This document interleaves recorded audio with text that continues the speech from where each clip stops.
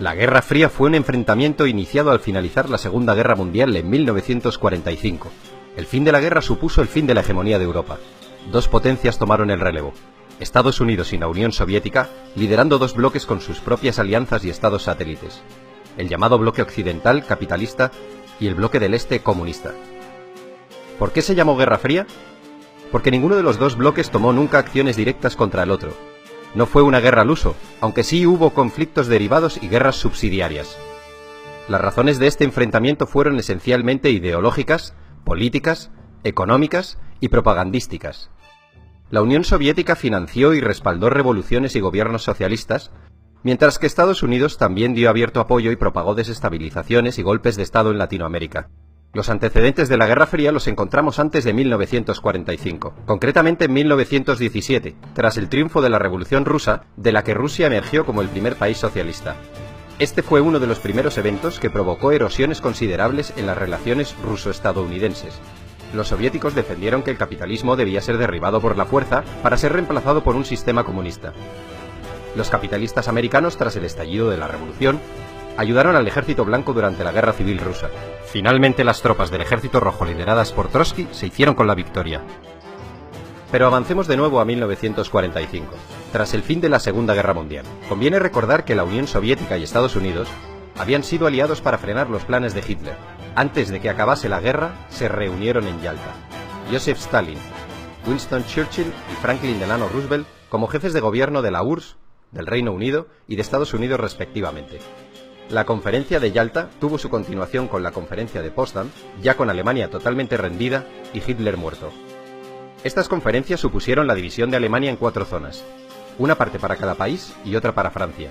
También se trataron asuntos sobre el desarme, desmilitarización, devolución de territorios anexionados por Alemania, la persecución de los militares de guerra nazis y la creación de las Naciones Unidas. Los soviéticos, tras la guerra, habían ocupado de facto las zonas de la Europa del Este que habían defendido y liberado.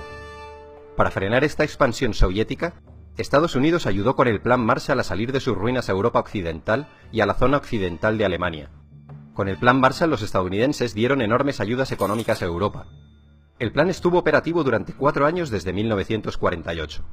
Los objetivos de Estados Unidos eran reconstruir aquellas zonas destruidas por la guerra, eliminar barreras al comercio, modernizar la industria europea y hacer próspero de nuevo al continente.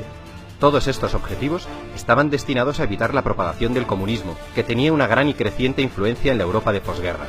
Los detractores del Plan Marshall argumentaron que este era una muestra de imperialismo económico estadounidense. Los Estados Unidos promovieron la fundación de la OTAN, Organización del Tratado del Atlántico Norte, una alianza militar intergubernamental sellada en 1949. La organización constituía un sistema de defensa colectiva en la cual los Estados miembros acuerdan defender a cualquiera de sus miembros si son atacados por una facción externa. Las naciones rivales, para contrarrestar la fuerza de esta alianza, firmaron el Pacto de Varsovia en 1955. Finalmente, Berlín, Europa y el mundo quedaron divididos por el telón de acero. Esta expresión es de Churchill.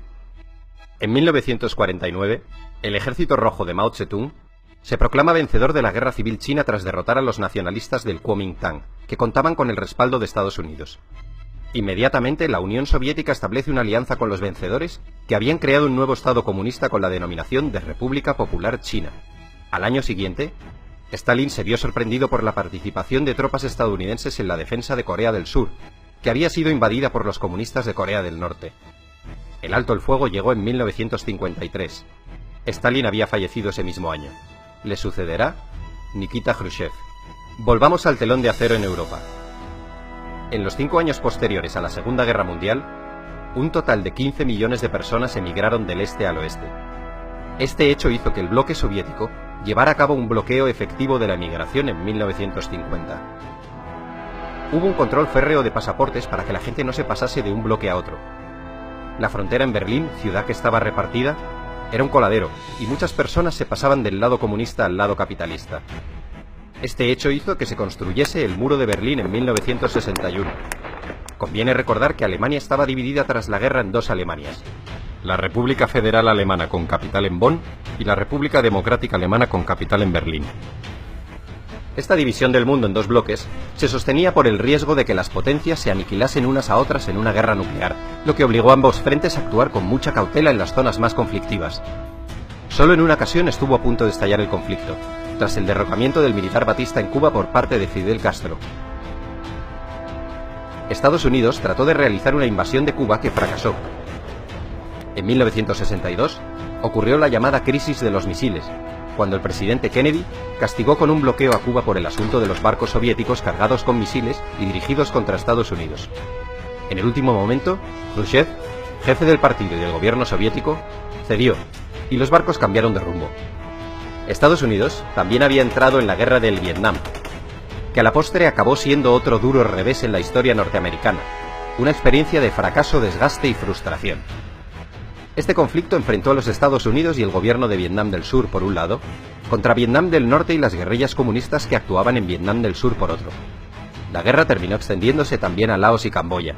La Guerra Fría también fue espionaje, inspección recíproca, conferencias, crisis y soluciones diplomáticas. Y no nos olvidemos de la carrera espacial, una competición entre Estados Unidos y la Unión Soviética que derivó en una exhibición de poderío y musculatura. Los rusos pusieron en órbita el satélite Sputnik en 1957. Inmediatamente los americanos respondieron con su Explorer 1 en 1958. Era una cuestión de prestigio. Cuando los rusos enviaron a su primer hombre al espacio, los americanos les mojaron la oreja enviando una nave tripulada a la Luna. En 1980, Reagan ganó las elecciones con la promesa de incrementar el gasto militar y enfrentarse a los soviéticos en cualquier lugar que fuera necesario. Tanto Reagan como la recién elegida primera ministra británica Margaret Thatcher denunciaron sin cesar la ideología comunista. Reagan calificó a la Unión Soviética como el imperio del mal y predijo que el comunismo acabaría en el montón de cenizas de la historia. A principios de 1985, el anticomunismo visceral de Reagan se desarrolló en una postura conocida como la doctrina Reagan, en la que además de la contención, abogaba por el derecho de los Estados Unidos de subvertir y derrocar los gobiernos comunistas existentes. Finalmente, en 1989, cae el muro de Berlín y supone la definitiva apertura de fronteras entre ambos bloques, el desmembramiento del bloque comunista y el final del telón de acero y de la Guerra Fría.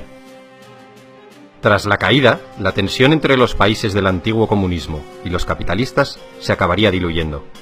De hecho, actualmente, la mayoría de los estados del antiguo bloque comunista han acogido las políticas e ideologías del mundo capitalista.